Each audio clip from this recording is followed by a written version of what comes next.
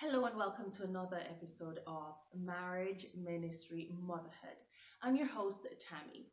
This is the program where I share stories from real people in order to inspire, motivate, and to move you into living your best lives in order to serve God with your God given talents and to serve others. Today, I'm going to speak to somebody who I thought was a university student when I met her just a few months ago. And this person has become my friend, somebody who I look up to, somebody who I think is one of the most beautiful women I've ever met for a long time. Yes. So we're going to speak today to Shauna. Yes, I present to all of you Shauna. Shauna, girl, you need to look at that camera.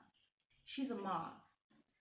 Yes, not a mom to a 3-year-old, as you would think, because she looks like she could only be a mom to a 3-year-old. Very nice. Yes, but Shawnee, you're not a university student, are you? No, I'm a university lecturer. She's a university lecturer, guys. Okay, this is not even real. But you're involved in, for me, one of the most important aspects of any kind of ministry. You're a mom. Absolutely. Yeah, and okay, I don't even need to ask how you got involved in that kind of ministry. It's surprisingly easy, actually. Yes. But can you tell us a little bit about your ministry? Yeah. So my most important ministry, my first ministry is my children. Yeah. I didn't really grow up as a Christian. I was very much in the world. However, so I think especially in the first few years of their lives, I didn't see it as a ministry. It's your mother. Yes, you have responsibilities as a mother, and I think I remember hearing mother is the name of God on every child's lips. Mother is the name of God in every child's lips. Yeah. Because they know you first. Uh-huh. And so I remember this and thinking, okay, so it's important. But my relationship with God I didn't have a life in obedience, if that makes sense.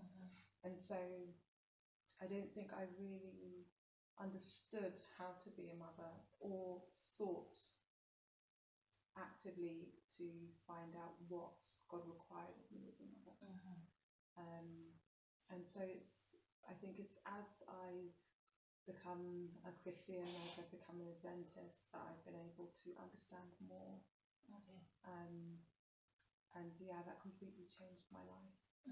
And everything else became secondary. Okay. Yeah. So it's after you became a Christian that it became a ministry for you. Absolutely. Before it was just another one of those things, you have a couple of girls and yeah, that was it.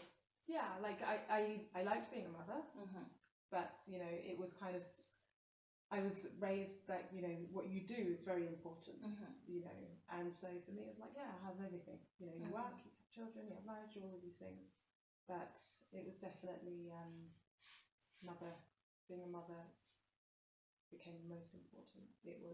This is the ministry, but it's been a journey to it. I wish I knew before I had the children. Yeah.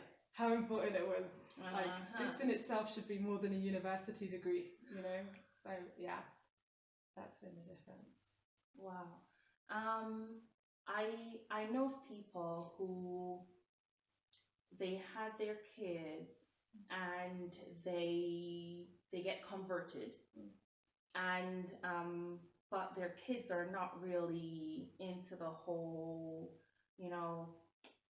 Jesus thing. I know a girl right now that's struggling, and she actually said to me, I wish my mom did not meet that person that taught her about God, because it totally changed her lives, and I kind of liked how it was before. Wow.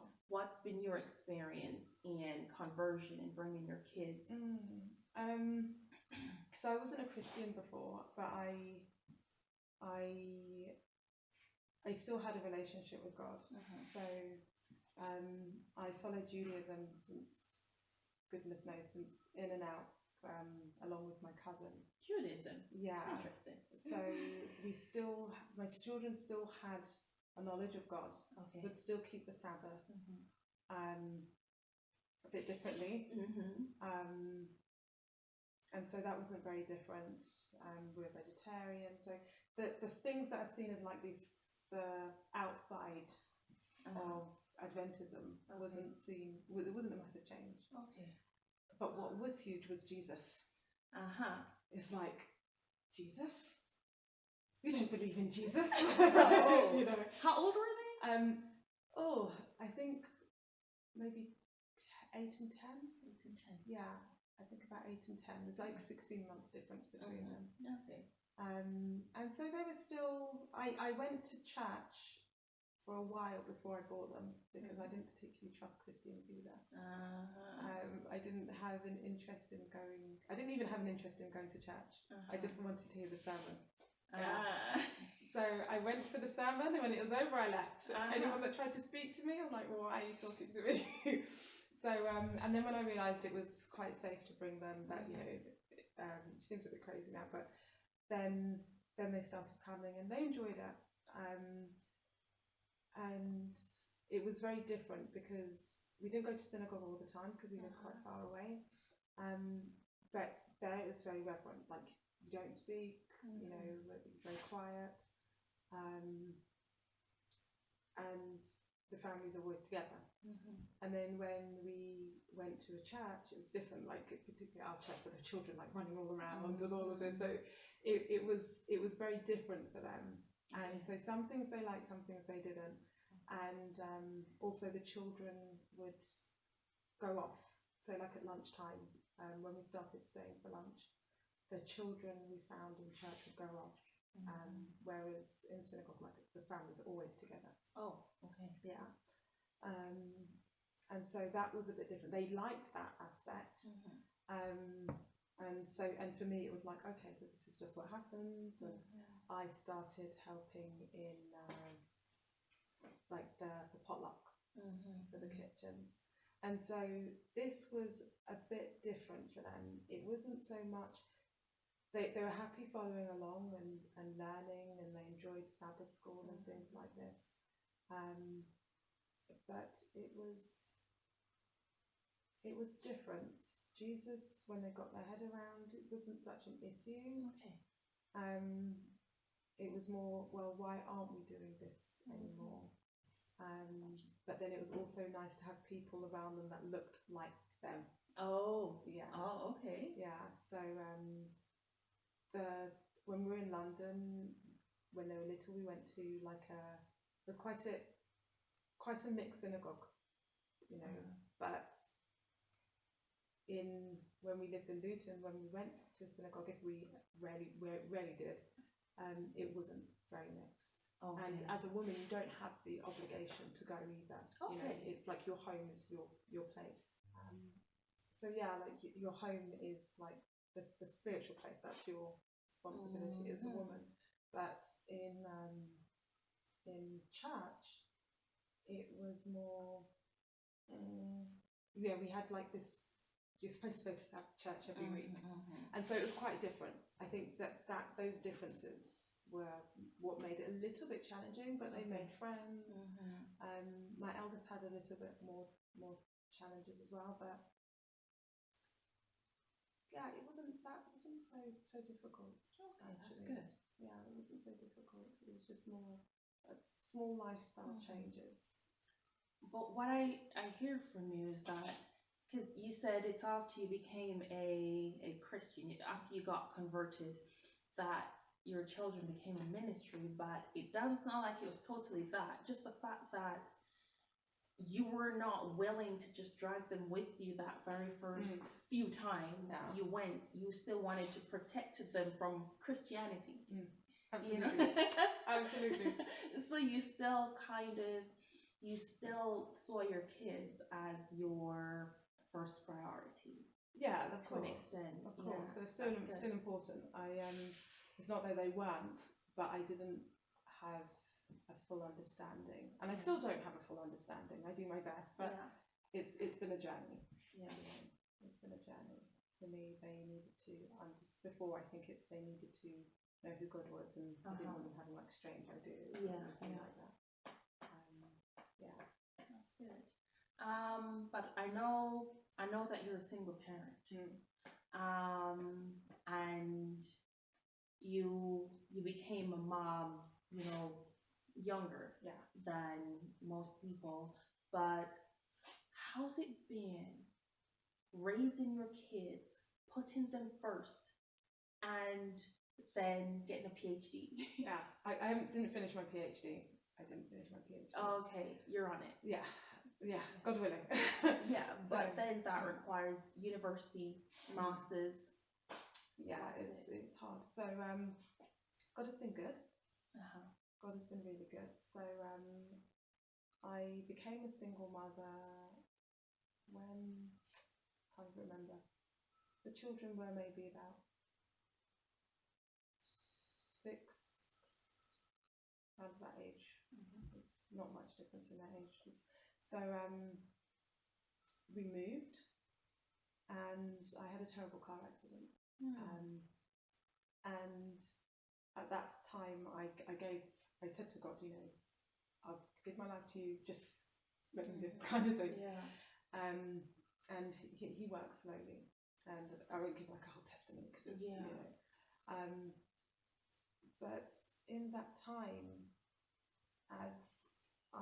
after my baptism in particular, I also found that my eldest daughter, she was being bullied at school. And I spoke to the school, and they did all kinds of things, but it was all aimed at her being excluded, rather than the bullies. And so I wasn't very happy and prayed about it. And cut a long story short, we found out there was an Adventist school. Okay. And like, okay, great, you can go to an Adventist school, and this will be all good. And we prayed, and she did an entrance exam, and she got a full scholarship and bursary and all of this kind of thing. So it was really wonderful. And so to not have 2 of them in different schools, both of them ended up going to an Adventist school, and not too far away. And God really worked everything out. But at the point when I became a single mother, I was also doing my degree. Okay. And by the time I finished my degree, I needed to work, and I needed a job really fast, And I found a job working in London, which is about 35-40 minutes drive from my house. But in London you need to get a train because it's so busy. And so I'd leave my house at 5 o'clock in the morning. And so I kind of mix things up. So put the school bit to the side for a minute, but I'd leave my house about 5 o'clock in the morning, and I would get back maybe, if I was really lucky, about 8 o'clock in the evening. Wow. If I was really lucky. Yeah. Generally, I'd be back between 9 and 11. And so I was really burnt out. My mum stayed to look after the children during the week and take them to school and pick them up and things like this. But it was hard. Like, it was so hard. And I was burning out. And I can imagine. My cousin said to me, just write down exactly what you want and pray to God and let him know this is what you want. Yeah. I'm like, yeah. He's like, no, do it now. I did it, and within days I resigned, and they didn't accept my resignation. I'm like, no, we'll work it out, all of these kind of things. And again, it happened, and then I got home one evening and found like a piece of paper with like this little child's handwriting on it, my eldest daughter, saying she's run away to Tesco's. Because she doesn't like Nana all the time and all of this kind of thing. Wait, so she's run away? Well, she didn't run away. She was upstairs in bed, right? To Tesco's, to the supermarket. Yeah, because this is what she knows. It's like down the road from my house. Right? It's good when you run away and you tell your mum where you've gone to. Yeah, she's a good girl. Nice. Good girl. Yeah. So with all of this, I was just like, wow, this is too much, And so I resigned again, and I said, look, enough. I can't do this. And they said, okay, actually a position's coming up in the head office. The head office is in Luton, which is where I'm from. And I ended up working there. I had to interview and everything, but a few weeks later I was there working. And I had to contact my old university. And when I contacted them, they're like, oh yes, I've been trying to get hold of you for a long time, this tutor. We want you to come here and want you to work here. And in fact, it would be really good if you did your PhD, so you do your PhD and you'd work and everything like that. So that's how I ended up at the university. And that was an answer to prayer, because the amount of hours that I would do at university was significantly shorter. So much so, I think I was working less than half the hours for the same amount of money. Wow. Yeah. Sounds good. It was brilliant, because it meant that I could take my children to school, I could pick them up, and even when my daughter got the bursary and scholarship to the new school, I could take them to school, drive back, go to work. Praise the Lord. It was amazing, absolutely amazing. So in this respect, I was able to work and take care of my children, being there for them as a single parent. And no one else could have worked that out but God. Because I'm sure when the Lord sees your child writing, I'm running away, even though she says, it's just down to the road, but I'm sure that really touched God's heart as much as it would have crushed yours. So he knew that you were doing the best you could. So he found a way, and what a great way. Truly. He did. Truly. And all of this, when I was going through this burnout period, this is when I started going to the church. Wow. Because I think my aunt had died, and I heard a message at the funeral, and I'm just like, I want to hear more, And so this was like the energy that it gave me. Trust me, come the weekend, I could barely move off the sofa, but I'd make it to the church, just so that I could hear this message. And he really answered prayer. And then my daughter got very ill a few years later, like very, very ill.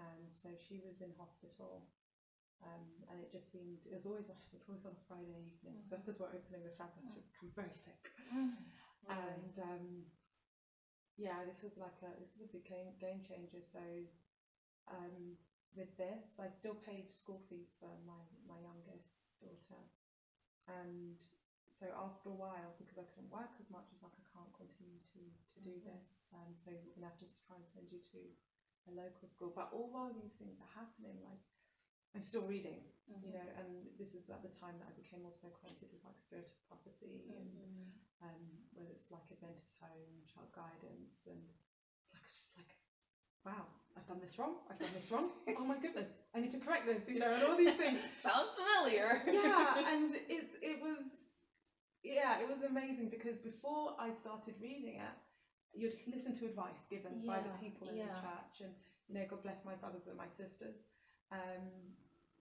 and so you listen, but you also get their interpretation. It was like, and I think I would do, because it's like they're Christians, they're teaching me, and so I'd follow what they were saying.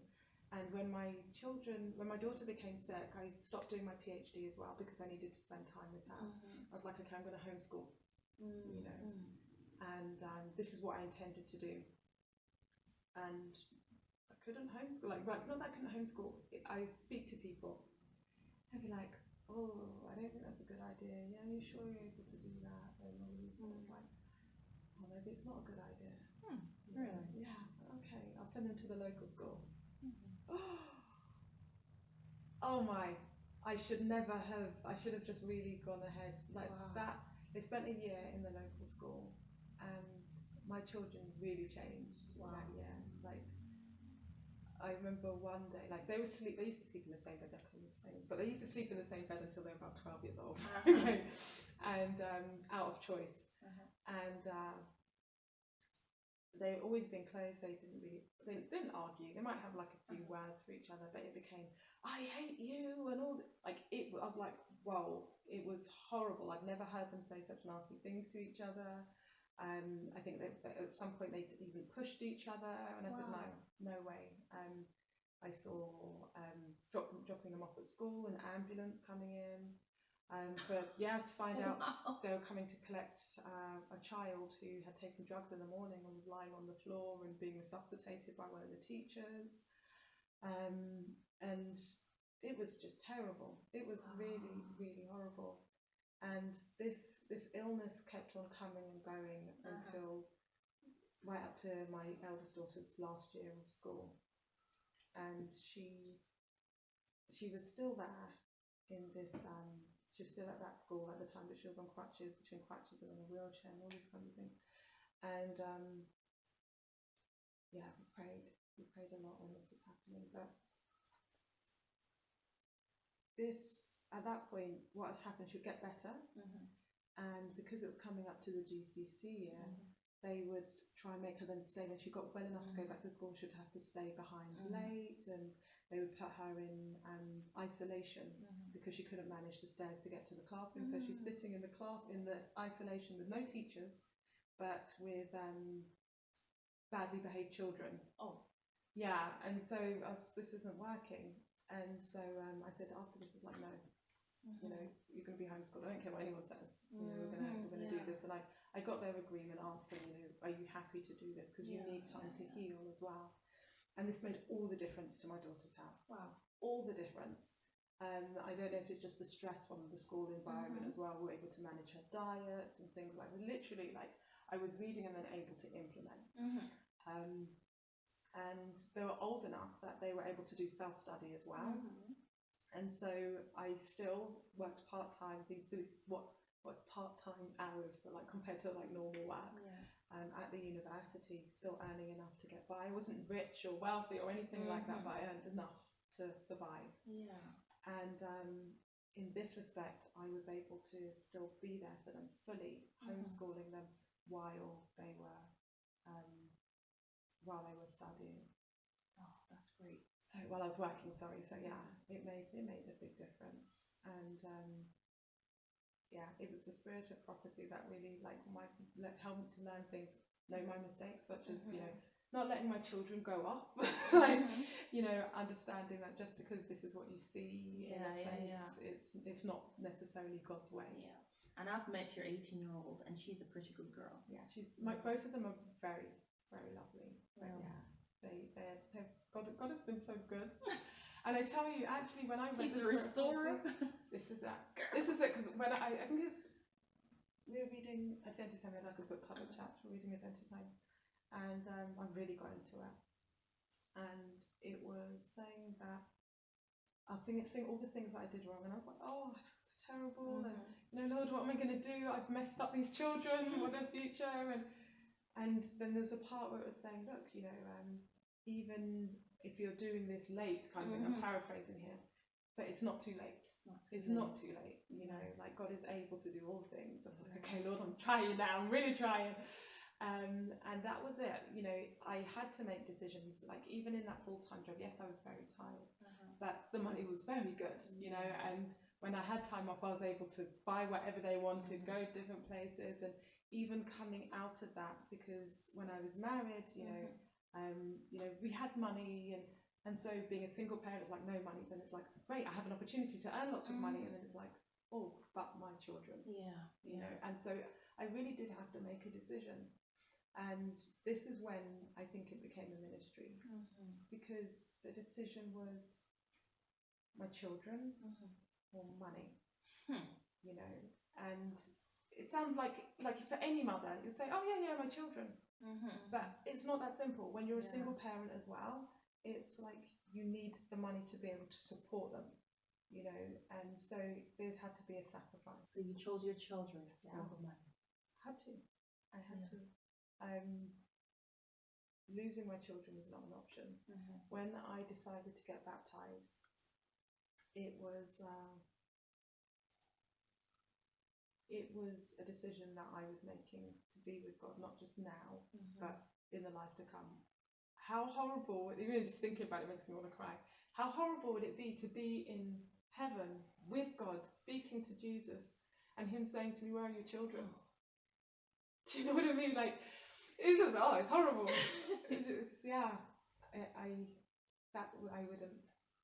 I couldn't.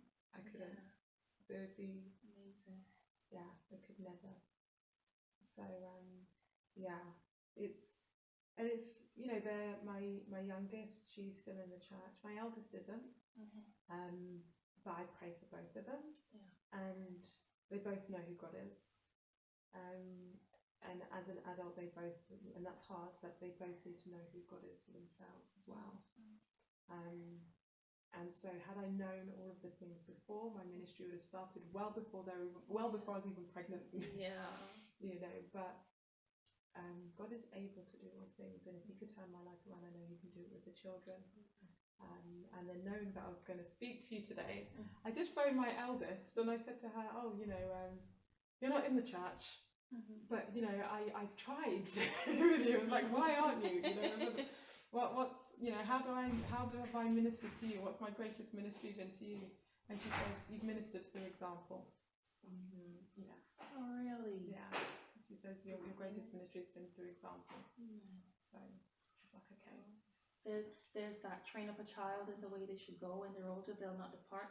But then there's also the live as I live. Paul said, "Follow me as I follow Christ." And right now she's older. She's making her choice. However, you never know, one day. Yeah. We'll pray for that. Is there any advice as we wrap up that you can give to single parents out there? Any hope? Yes. Focus fully on the children. The children aren't yours. They're God's children. And you need to take care of them in the same way that God has taken care of you. Like, you have to treat them as individuals that God has planned for. I totally understand that. I know sometimes, I have Layla, and because for one, I adopted Layla, so I did not give birth. And that more than anything, I keep hearing the Lord say, "Tom, she's not yours. I've asked you to take that girl from where she is and look after her for me." So with that, more than ever, I'm trying to do everything to please God, because He has allowed me to do something for Him. True. And it's the same thing. You're a parent. These kids are not yours. They're not ours. The Lord's lent them so we can do something for Him. Yeah. Thank you so much, Shona. Thank you so much. And keep inspiring. And I know you sing as well, so you're in other forms of ministry, but God will bless you and He'll bless your children. But there's more to see. There's so much more to see. Share this with your friends. Share it with moms, not just single moms. And follow us on social media. On Instagram, it's Lauren's Family Mission. And on Facebook, we're Missionary for Life. Or you can just subscribe, and there's so much more that you can see. Shona, is there anywhere they can find you? Because I'm sure maybe there's somebody who wants to speak with you. You can pray to God for me. God will put me in contact. God will put you in contact with us. Or just contact you, you'll be fine. Okay, that's great. Yeah, we're in contact. That's okay. And thank you guys so much.